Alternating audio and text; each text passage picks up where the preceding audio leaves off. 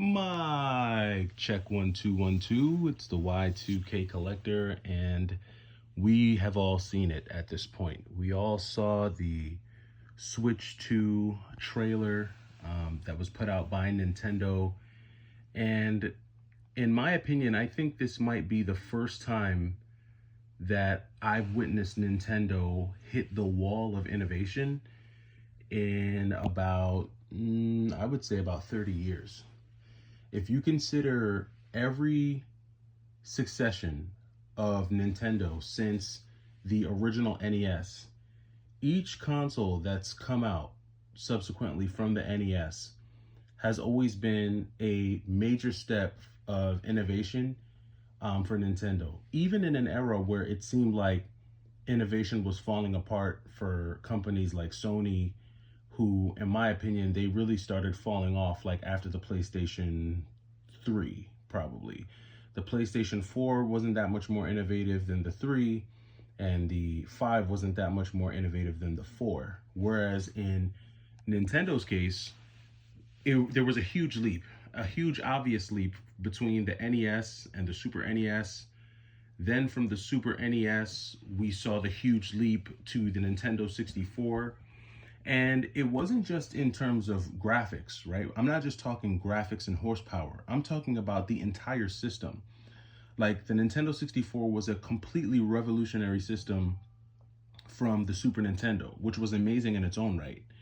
And then after the Nintendo, just when you thought they couldn't get even more innovative, then they come out with this cube, the GameCube, which, maybe it wasn't as beloved when it initially came out, but now in retrospect, we look at the GameCube and for many, it's their favorite console. But even the GameCube was amazingly innovative in the fact that it had the smaller disc, it had the absolutely different controller with the C-stick, it had the capability of being able to link to your Game Boy Advance, and you could play Game Boy Advance games through the GameCube, the Game Boy player, right? So the GameCube was extremely innovative.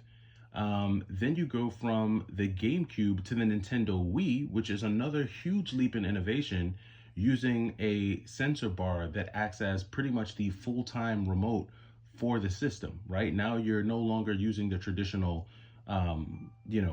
GameCube controller, which you still had that capability with certain models, but now you have this Wii remote and nunchuck system, which at first seemed like it would be a flop, but then it becomes one of the best-selling consoles of all time.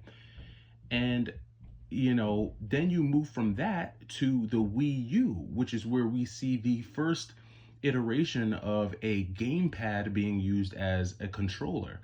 And despite my feelings about the Wii U, I literally just did a video on the Wii U the other day where I said the Wii U just, in my opinion, wasn't a good console to collect for. It still doesn't take away from the fact that the console itself was a huge innovation from its predecessor in the Wii. And then we get to the Switch, which, even though with the Switch there was still that gamepad portion to the Switch, the fact that they completely eliminated the need for any type of base console and replaced that with just a simple dock and put enough horsepower in pretty much the tablet that allowed it to play games, play amazing games, that was another leap in innovation of itself. And so I have to say, from the NES all the way to the Switch, Nintendo never ceased to amaze me with innovation in their consoles.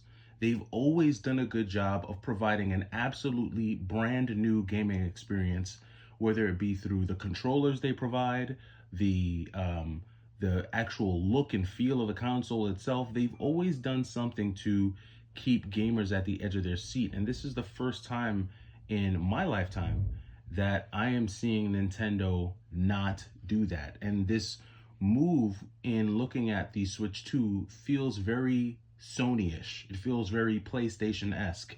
It feels like we couldn't really push the envelope of innovation anymore, and so we're going to just make this console that's not really much different from its predecessor. We're gonna, stack it with some more horsepower, put the number 2 next to it, and call this our next console.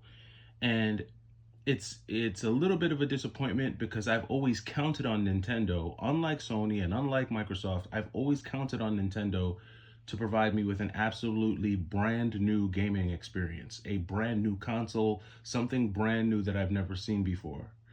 Now, what my hopes are that there's more to this story, right? My hopes are that in this case, Nintendo takes a page out of Sega's playbook and maybe there will be add ons for the console. Maybe there will be different ways that you can tap into different, aspects of games. Hopefully, there's a VR headset that comes out for the console. Hopefully, there's enough technology within it that will allow gamers to interact with the console in that way. I don't know much about it from a technical perspective, but the only thing that I was thinking when I saw the preview was that I hope there's more to this.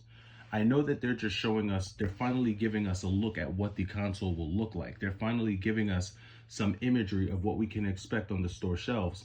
But I'm hoping that this isn't it. To be quite honest, because to be quite honest with you, it didn't look that much different to me than an OLED. Obviously, the screen is going to be larger, it's going to be wider, the controllers will probably subsequently be larger as well.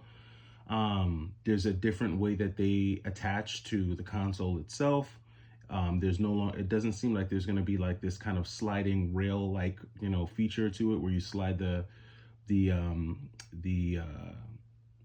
not the Joy-Cons. I guess the Joy-Cons, is that what it is? Where you slide those in. It looks like there will be some type of magnetic feature that snaps them into place. I'm not quite sure how that's all going to work, but at the end of the day, I'm hoping that there will be more to this next console than just what we got in this preview. Because quite honestly, like I said, if that's the case, I will wait until Christmas 2025 to buy one. I will wait until the console itself gets a steep discount before I spend any type of money trying to get my hands on it.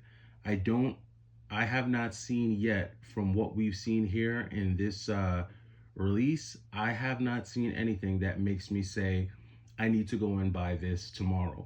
Unless Nintendo plans on releasing exclusive Switch 2 games with the console when it initially releases that are so compelling that I have to get it, I can't see myself buying this next Switch 2 console until Christmas time. There's just not enough there. There's not enough meat on the bones. There's not enough innovation. And while the console itself does look good and it does look like it will be a fun time, I just expected a lot more from Nintendo. But let me know what you think down in the comments. Were you excited? Are you excited?